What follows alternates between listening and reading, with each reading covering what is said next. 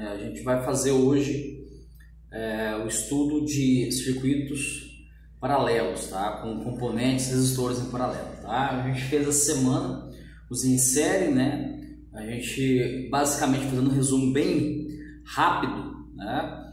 A principal característica do circuito em série, o que é? A gente pode falar que ele é um divisor de tensão. Vocês perceberam que independente da quantidade de resistores que a gente coloque no circuito em série, ele vai dividir a tensão por todos os componentes, né? Cada componente vai ficar com um pouquinho dessa tensão, tá? Então, assim, ele conserva a energia, a corrente. Vocês também repararam que ela é a mesma em todo o circuito, em todos os componentes passa a mesma corrente, e a tensão ela se divide por todos eles. Então a gente pode falar que ele é um divisor de tensão. No circuito em série, a tensão se divide e a corrente é a mesma.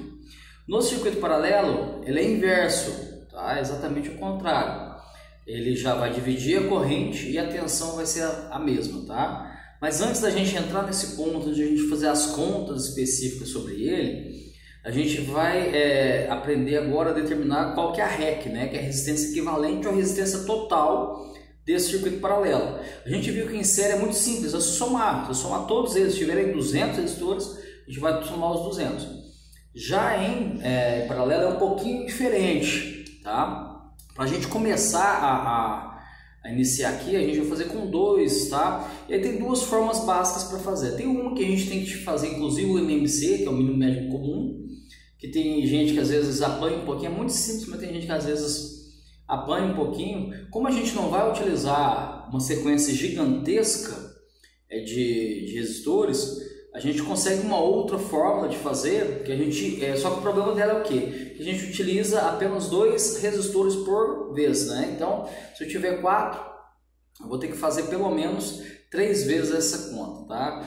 Como a gente vai fazer isso? Pensa só, vamos lá, a gente tem um circuito normal. A diferença agora, o que é? Vocês lembram que em série ele ficava o final de um resistor com o início de outro, não é isso?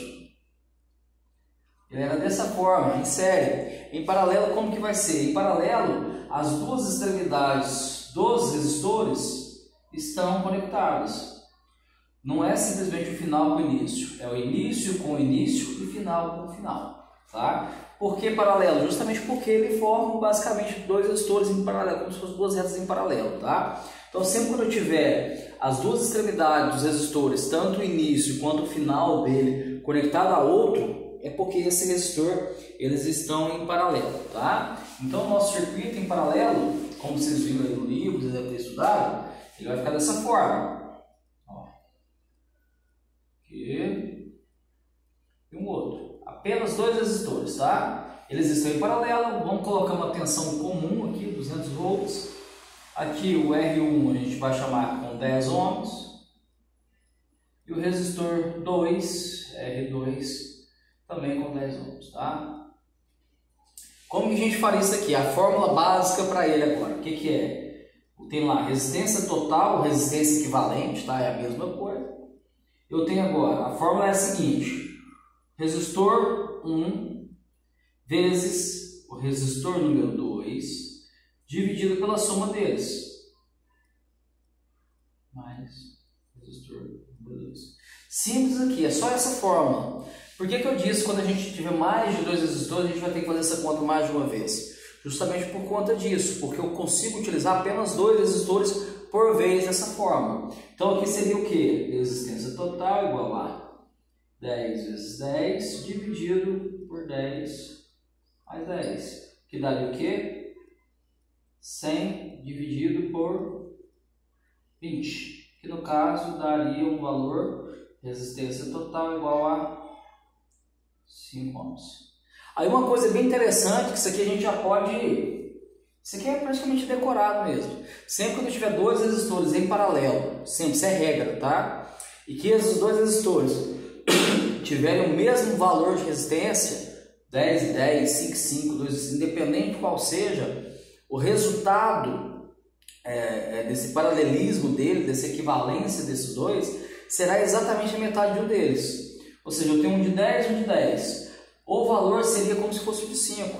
eu posso inclusive reescrever esse circuito. Eu acho até interessante, à medida que a gente for fazendo as contas, a gente vai afunilando ele, vai redesenhando esse circuito, porque na verdade, quando a gente acha a resistência total de um circuito, é como se a gente tivesse um circuito com apenas um resistor. Seria mais ou menos a mesma coisa que eu tivesse isso daqui, ó. Eu tenho um circuito com uma resistência de 5 ohms e uma fonte de 200 volts. Isso aqui é a mesma coisa que isso. Se você pegar em valores, vai ser a mesma coisa, tá bom? A diferença é que tem o que? Na questão das análises de corrente e de tensão, tá bom?